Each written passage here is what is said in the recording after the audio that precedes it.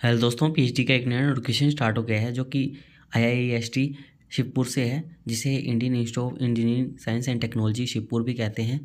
दोस्तों इन्होंने काफ़ी सारे सब्जेक्ट के लिए आवेदन मांगा है। दोस्तों इन्होंने सबसे पहले engineering and technology, science and architecture and planning, humanities and social science वाले सब्जेक्ट के लिए आवेदन मांगे हैं। दोस्तों इन्होंने यहाँ पर गूगल फॉर्म का लिंक दिया है। इस गूगल फॉर्म को आपको भरना होगा, इसी के थ्रू ही आपको आवेदन करना है। और दोस्तों एक PDF भी आपको यहाँ पर फिलअप करनी होगी। जो एप्लीकेशन फॉर्म है वो भी इसके अंदर ही अपलोड करना होगा आपको, जो कि इन्होंने नीचे अटैच किया है, वो भी हम आपको दिखा देते हैं। लास्ट डेट की बात करें दोस्तों, 7 नवंबर इसकी लास्ट डेट रहने वाली है।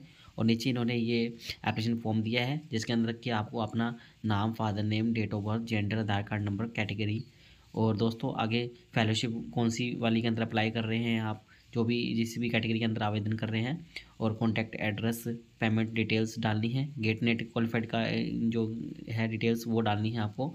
आप PhD क्यों परस्यू करना चाहते हैं, और SOP आपको यहाँ पर लिखना होगा, और अपनी सभी डिटेल्स 10th के बाद से यहाँ पर डालनी होगी। और ये एप्लीकेशन फॉर्म आपको अपलोड करना होगा गूगल फॉर्म के अंदर।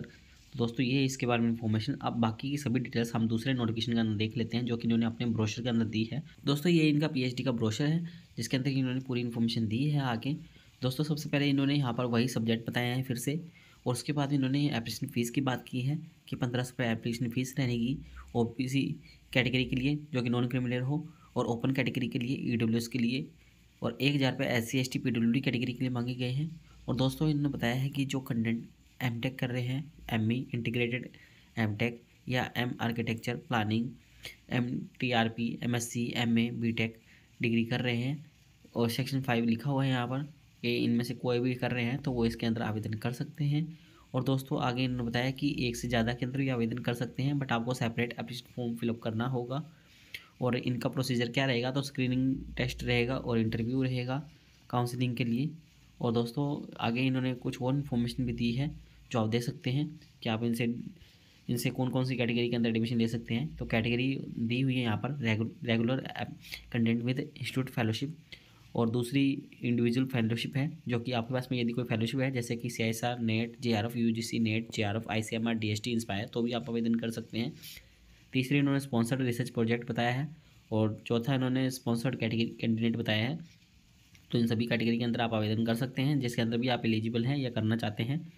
दोस्तों यहाँ पर इन्होंने बताया है सबसे पहले इंस्टीट्यूट फेलोशिप कैटेगरी के लिए, तो ओपन मेल कैटेगरी के लिए 30 की एज रहने वाली है, जिसके अंदर क्या इंस्टीट्यूट से फेलोशिप लेंगे तो 30 की एज रहेगी। फीमेल के लिए 35 की एज रहेगी, और SC ST PWD पर्सन है तो उनके लिए भी 35 की एज रहेगी, और OBC नॉन क्रिमिनल के लिए 33 की एज रहेगी। और इंडिविजुअल फेलोशिप है तो वो गाइडलाइन की, जो भी एजेंसी की गाइडलाइन है तो उसके अकॉर्डिंग आपको मिल जाएगी।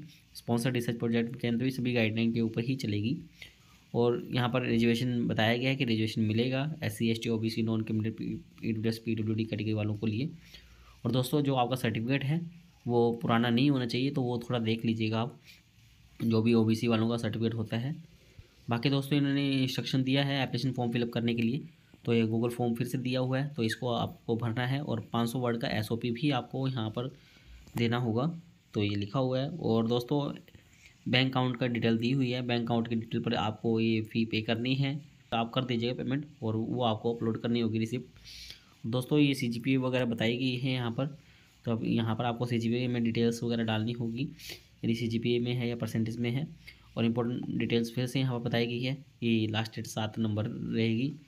और आगे कुछ और डिटेल दी है, इन्होंने इंस्टीट्यूट के बारे में बताया है, ये पूरा अच्छे से ये आप देख सकते हैं। और PhD प्रोग्राम के बारे में बताया है, और एलिजिबिलिटी के बारे में यहाँ पर बताया हुआ है कि इसेंशियल क्वालिफिकेशन क्या रहेगी। तो आपके पास में MTech हो, ME हो, MSc इंजीनियरिंग हो, M आर्किटेक्चर हो, MURP M प्लानिंग हो, MTRP MSc MA हो, जो कि मिनिमम 60% मार्क्स से होनी चाहिए, या 6.5 CGPA हो, और 10 से ये हो आपकी, मतलब फर्स्ट ग्रेड के अंदर ही हो आप। और SC ST PWD कैटेगरी वालों को 55% ही चाहिए होगा।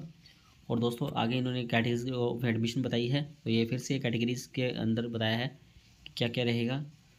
जैसे कि आप देख सकते हैं इंस्टीट्यूट फेलोशिप के अंदर क्या चाहिए, तो 30 की एज चाहिए ज़्यादा से ज़्यादा, और 5% का रिलैक्सेशन मिल जाएगा इसके अंदर भी, और 5 ईयर मैक्सिमम मिल जाएंगे जो कंटेंट रिजर्व कैटेगरी के अंदर। और आपके साथ में गेट का सर्टिफिकेट होना चाहिए या नेट का होना चाहिए, ये लिखा हुआ है, तो आप देख सकते हैं। और यदि कोई ग्रेजुएशन के साथ में अप्लाई कर रहा है तो उनको 80% मार्क्स चाहिए होंगे, और गेट चाहिए होगा। और ऐसे ही इन्होंने एनओसी वगैरह का बताया है, देना होगा यदि आपकी रिक्वायरमेंट यहाँ पर है तो। और कोई सीआईएसआर वगैरह के अंदर अप्लाई कर रहा है यूजीसी नेट के साथ में, इंस्पायर जो आपके पास में फेलोशिप है उसके साथ में भी आवेदन कर सकता है, उसके लिए भी बताया हुआ है यहाँ पर।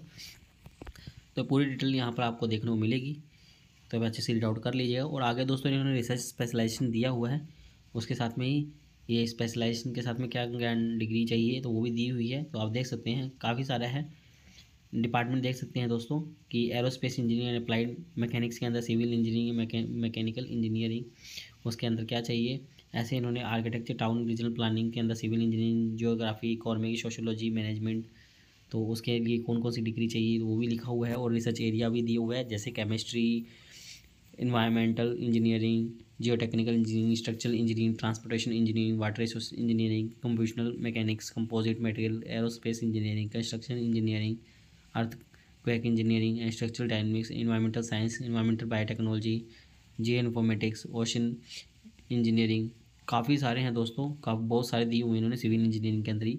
ऐसे कंप्यूटर साइंस इंजीनियरिंग के अंदर computer science engineering, electronics, allied mathematical science, आगे अर्थ साइंस के अंदर इन्होंने जियोलॉजी, उसके साथ में ही डिग्री लिखी हुई है कौन कौन सी डिग्री चाहिए होगी। इलेक्ट्रिकल इंजीनियरिंग के अंदर इलेक्ट्रॉनिक्स, काफ़ी सारे दिए हुए हैं, तो आप देख सकते हैं इसके अकॉर्डिंग आप अप्लाई कर सकते हैं। काफ़ी सारे हैं। ह्यूमैनिटीज़ के अंदर भी इन्होंने इकोनॉमिक्स दिया है, इंग्लिश लिटरेचर दिया है, cultural studies, film studies, sociology, social anthropology, human geography, तो ये आप देख लीजिएगा बहुत सारे यहाँ पर दिए हुए हैं। और दोस्तों अब हम आपको सीटों की संख्या बता देते हैं। तो यहाँ पर aerospace engineering and applied mechanics के अंदर यहाँ पर 11 सीटें हैं टोटल, जिसके अंदर ओपन कैटेगरी के अंदर 4 सीट है, ईडब्ल्यूएस के लिए 1 सीट है, ओबीसी के लिए 3 सीट है, एससी के लिए 2 सीट है, एसटी के लिए 1 सीट है, आर्किटेक्चर एंड प्लानिंग के अंदर 5 सीट है, केमिस्ट्री के अंदर 5 सीट है, सिविल इंजीनियरिंग के अंदर 11 सीट है, कंप्यूटर साइंस एंड टेक्नोलॉजी के अंदर 7 सीट है, अर्थ साइंस के अंदर 2 सीट है, और इलेक्ट्रिकल इंजीनियरिंग के अंदर 10 सीट है, इलेक्ट्रॉनिक्स एंड टेलीकम्युनिकेशन इंजीनियरिंग के अंदर 7 सीट है, ह्यूमैनिटीज़ एंड सोशल साइंस के अंदर 3 सीट है, इंफॉर्मेशन टेक्नोलॉजी के अंदर यहाँ पर 7 सीट है, मैथमेटिक्स के अंदर 4 सीट है, मैकेनिकल इंजीनियरिंग के अंदर यहाँ पर 8 सीट है, मेटलर्जी एंड मटेरियल इंजीनियरिंग के अंदर यहाँ पर 6 सीट है, माइनिंग इंजीनियरिंग के अंदर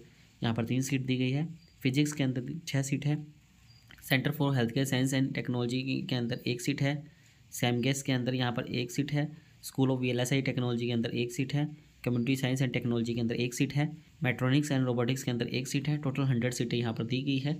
और फीस की बात करें तो दोस्तों यहाँ पर एनवायरमेंट फीस 3000 रुपये है, रिसर्च स्कॉलर एक्टिविटी फीस 500 रुपये है, इंफ्रास्ट्रक्चर मेंटेनेंस फीस 2500 रुपये है, एग्जामिनेशन फीस 1000 रुपये है, ट्यूशन फीस 7500 रुपये है, क्वेश्चन मनी फीस 3000 रुपये है, 17500 टोटल फीस यहाँ पर बताई गई है दोस्तों।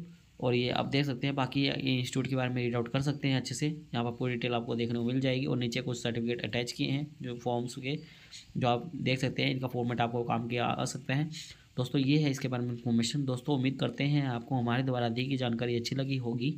यदि आपको हमारे द्वारा दी गई जानकारी अच्छी लगी हो तो आप हमारे चैनल को सब्सक्राइब कर सकते हैं, और आप हमसे टेलीग्राम पर भी जुड़ सकते हैं ऐसे PAT से रिलेटेड नए अपडेट के लिए।